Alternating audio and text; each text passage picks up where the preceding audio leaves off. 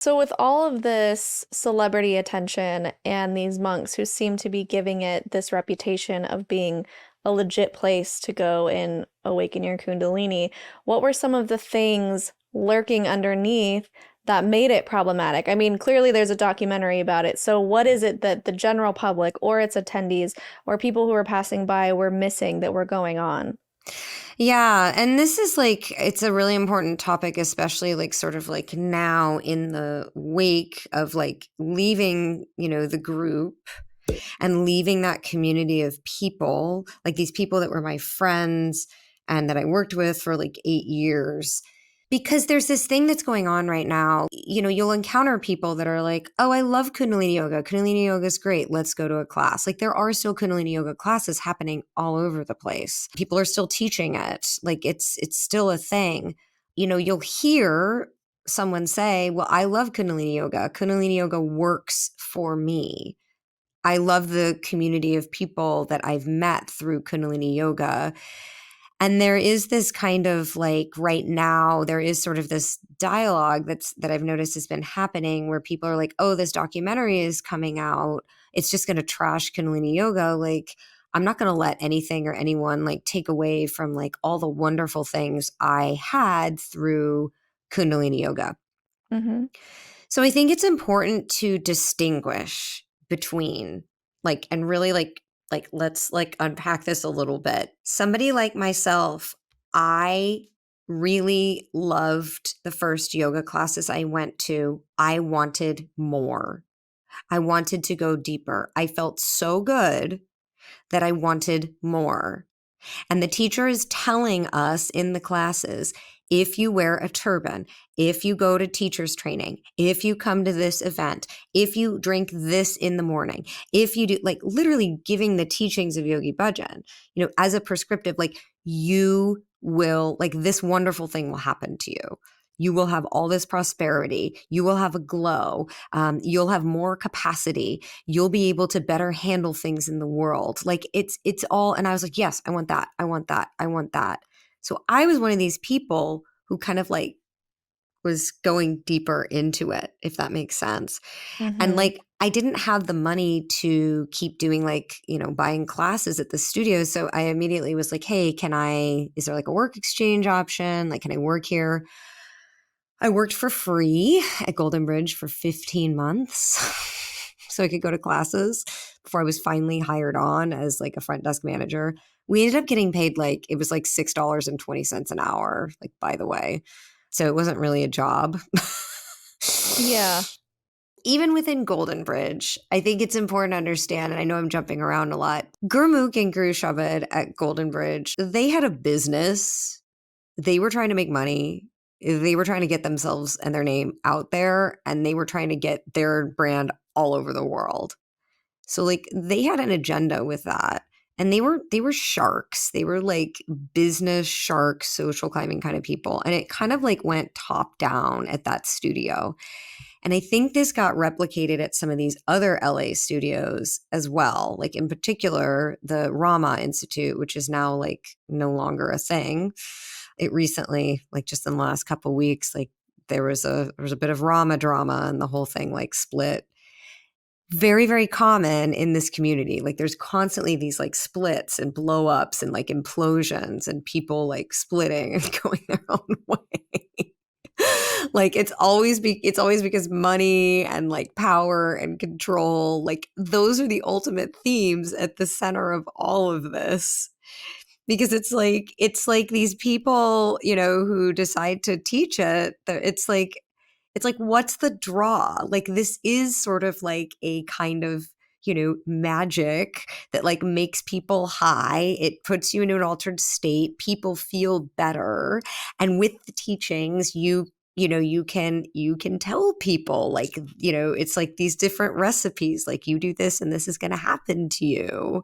And people eat it up. I think especially in a place like LA where, there's a lot of just being really ungrounded and a sense of like competitiveness, especially with the entertainment industry. And it's a huge city, like feeling lost. So, what I'm hearing is that You may have a beautiful experience with Kundalini Yoga, but what these people did, what these leaders did, was essentially capitalize on people's higher state of mind and get them to give them more money, give them more power, more fame.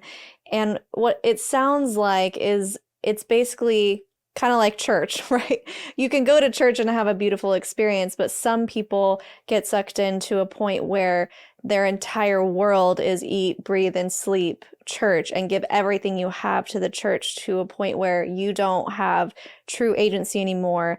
It's this illusion of choice where you think you are choosing it, but in reality, someone is pulling the puppet strings. So I think this is a good disclaimer of we're not saying yoga is bad and yoga is evil and yoga is whatever, because I think just like anything can go to the extreme. That's what we're seeing here. That's what's being illustrated is these people saw an opportunity, capitalized on it. Maybe they did truly believe in the teachings themselves, or maybe they saw an opportunity to make a lot of money and become famous.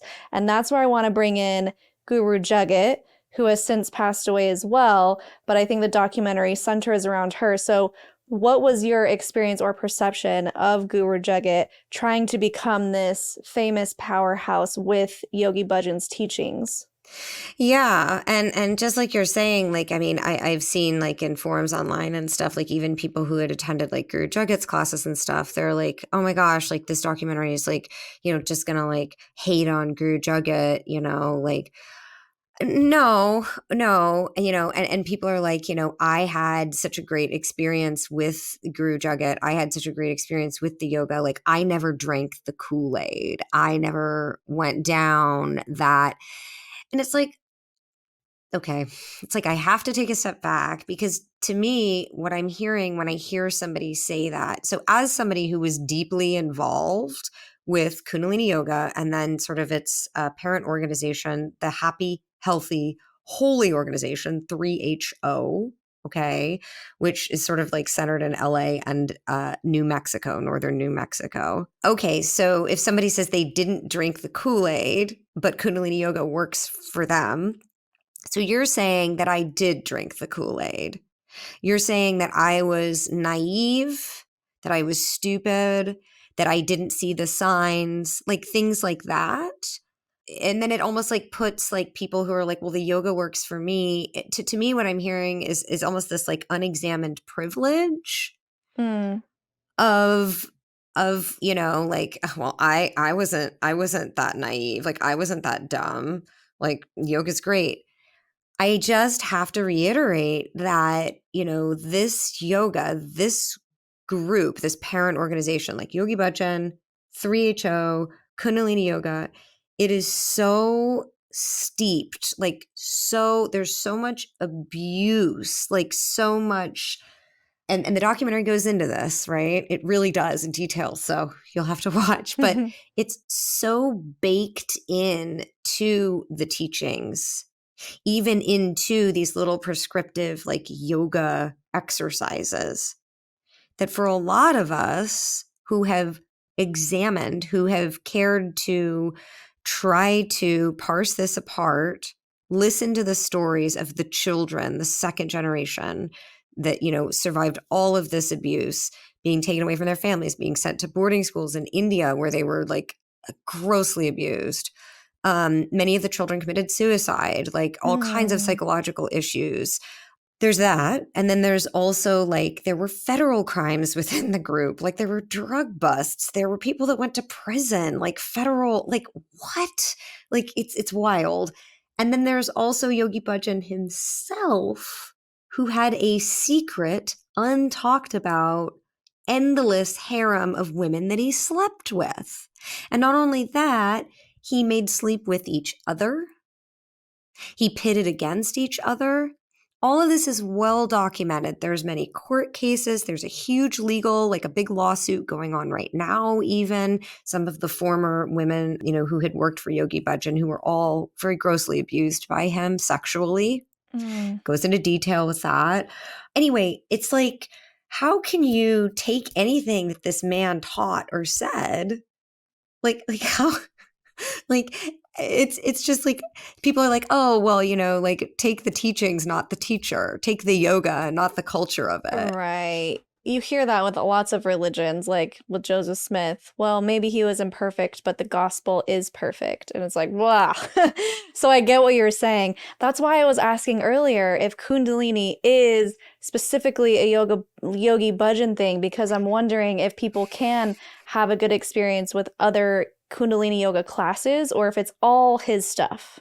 Right. So because his teachings are like very like, it's inextricable, like the grossness, the horrificness, the horror from like, a yoga exercise, right? Which in and of itself, like it could be very innocent. It's breathing, it's moving. Like it's like bending over and sticking one leg back, like it's very, very innocent. So there is Kundalini out there that's not in his lineage. I think the majority, though, of the Kundalini classes that you're going to encounter, like this brand Kundalini, is usually Kundalini Yoga as taught by Yogi Bhajan. So Got I it. really think it's important for people to just, I mean, examine this, like look at it. And it's like, for me, I gave away 8 years of like prime years of my life, thousands and thousands of hours of free labor to this group. I was broke. I thought I had to like marry a Sikh yogi kind of guy, like within the group. There weren't any men, by the way. It was mostly women. Mm-hmm.